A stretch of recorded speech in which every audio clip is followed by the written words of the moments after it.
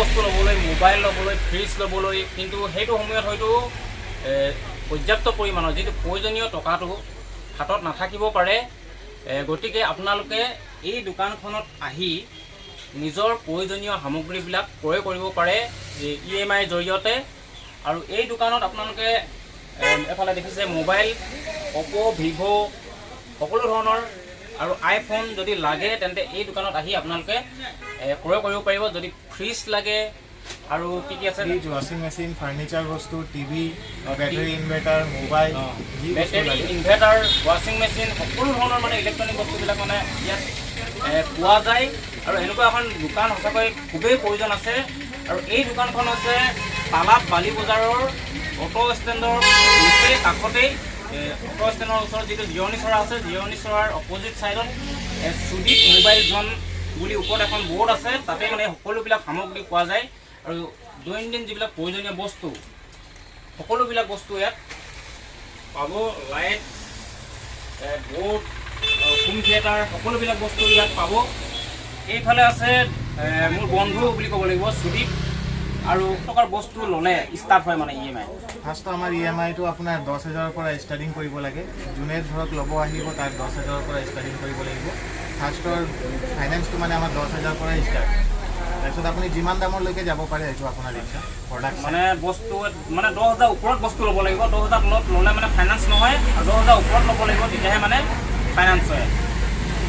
আৰু বহুত ধৰণৰ সামগ্ৰী ইয়াত পোৱা যায়। সৰু সুৰা যিবিলাক 10,000 তলত সেইবিলাক হৈছে মানে কেছ দি ল'ব লাগিব। সৰু সুৰা বস্তুবিলাক ল'ব লাগিব, নহ'লে 10,000ৰ বস্তু একেলগত জইন কৰি আৰু এটা সুবিধা আছে কি, সৰু সৰু যদি বস্তু লয় 10,000 টকা মিনিমাম কৰিব লাগিব। মানে 10,000 ওপৰত বা 10,000 টকা কৰিব লাগিব, তেতিয়া মানে EMI মানে ষ্টাৰ্ট হ'ব। আৰু ফাইনেন্সত ল'বলৈ হ'লে মানে ডকুমেণ্টছ কি লাগিব?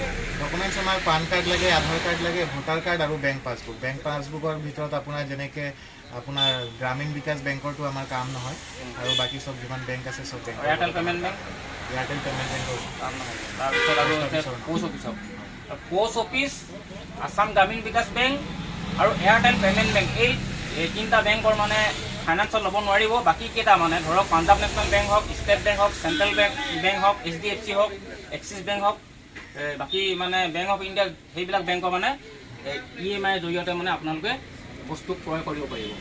আৰু আমাৰ চেমচাঙৰ মোবাইল ল'লে আপোনাৰ অকল আধাৰ কাৰ্ড আৰু বেংক পাছবুক দিলেই হৈ যায়। এইটো চিভিলৰ কোনো প্ৰয়োজন নহয়। হয় হয়, চেমচাং মোবাইলৰ কাৰণে এটা বিশেষ এটা সুবিধা আছে। ইয়াত মানে চিভিল নাচায়, মানে ইয়াত মানে বেংক পাছবুক আৰু বেংক পাছবুক, আধাৰ কাৰ্ড দিলে আপুনি মোবাইলটো লৈ যাব পাৰিব EMI। এনেকুৱা ধৰণৰ সুবিধা আছে। ধৰক 20,000 টকীয়া এটা মোবাইল ল'লে কোনোবা, তেতিয়া মানে তাত কম বুলি ক'লে ডাউন পে'মেণ্ট কিমান দিব লাগিব? ডাউন পে'মেণ্ট মানে প্ৰথমে ধৰক 20,000 ল'লে 6-7,000 মান দিব লাগিব। আৰু যদি আপোনাৰ আগত লোৱা আছে, আমাৰ পৰা যদি আপুনি আগত লৈছে, আপোনাৰ কাৰ্ড থাকিব, তেতিয়াহ'লে আপুনি জিৰ' ডাউন পে'মেণ্টতো আপুনি পাই যাব।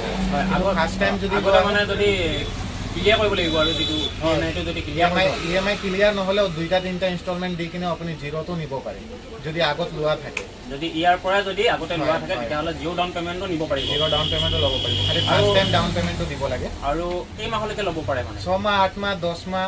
চেমচাঙৰ ল'লে আপোনাৰ 14 মাহ, 15 মাহ তেনেকৈও হয়। বাকী বস্তুবিলাক 6 মাহ, 8 মাহ, 10 মাহ তেনেকৈ 12 মাহ তেনেকৈ তেনেকুৱাকৈ পাৰে।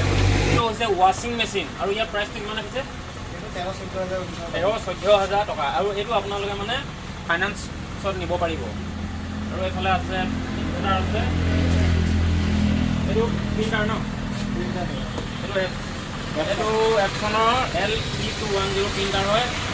ৱাশ্বিং মেচিন আৰু ফ্ৰিজো আছে ইয়াত। ফ্ৰিজো আছে ভিতৰত আছে।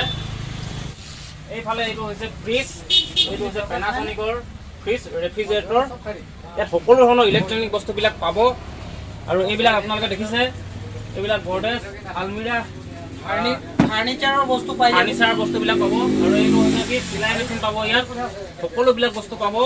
প্ৰিণ্টাৰ পাব, সকলো ধৰণৰ বক্স, হোম থিয়েটাৰ আৰু DJ বক্স যদি লাগে সকলো ধৰণৰ বস্তু ইয়াত উপলব্ধ। সকলোবিলাক পাব। যদি 10,000 ওপৰত হয় তেনেহ'লে আপোনালোকে ফাইনেন্স কৰি লৈ যাব পাৰিব।